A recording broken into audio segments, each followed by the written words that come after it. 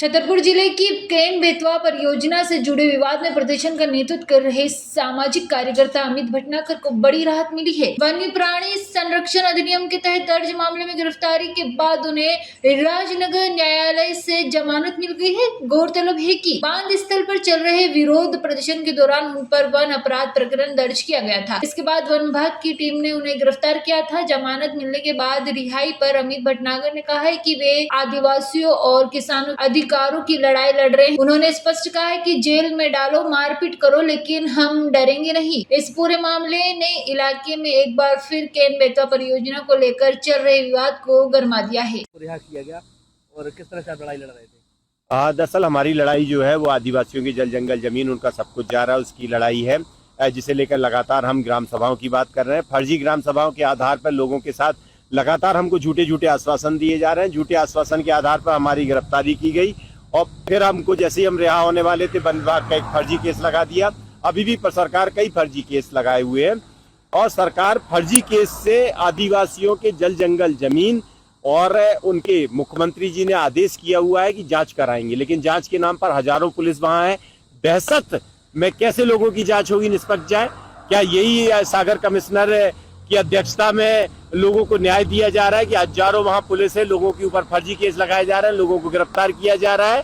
तो मेरा ये स्पष्ट रूप से सरकार से कहना है कि सरकार को अपनी गलतियां, उनकी ग्राम सभाएं फर्जी है।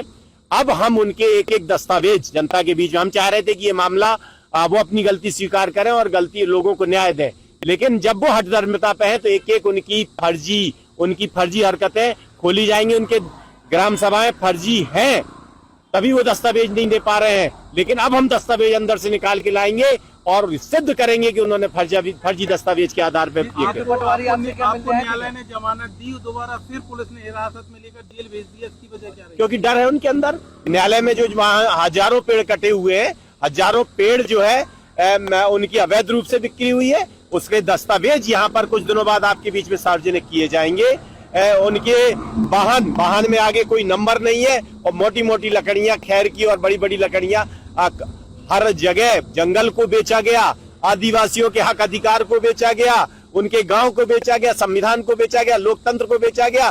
कुछ अधिकारी अपनी मनमानी इस तरह से खुलेआम चला रहे हैं और पूरी सरकार उनके आगे नतमस्तक हुई पड़ी हुई है। हाँ, जीतू पटवारी जी मेरे से पन्ना जेल में मिले थे और यहाँ पता लगाया कि ढोणन में भी गए और यहाँ पहुंचे। एफआईआर के उन लोगों पे भी कार्रवाई चल रही है, तो हर किसी को डराने की कोशिश हो रही है, जो भी आदिवासियों के साथ न्याय की इस लड़ाई में, क्योंकि इसमें बहुत बड़ा घोटाला है सरकार का। वो खुल नहीं जाए लेकिन वो घोटाला खोल के रहेंगे। अब कांग्रेस का साथ कितना ठीक है? देखिए, हम तो सभी का साथ चाहते हैं, हम तो भाजपा का भी साथ चाहते हैं, कांग्रेस का भी चाहते हैं, सपा का भी चाहते हैं, क्योंकि जनता से सबको ही है। अगर जनता का तुम साथ नहीं देते तो हो किस लिए? और अच्छी बात है कि कम से कम कांग्रेस जितना भी हो साथ दे रही है। छतरपुर से भरत यादव की रिपोर्ट।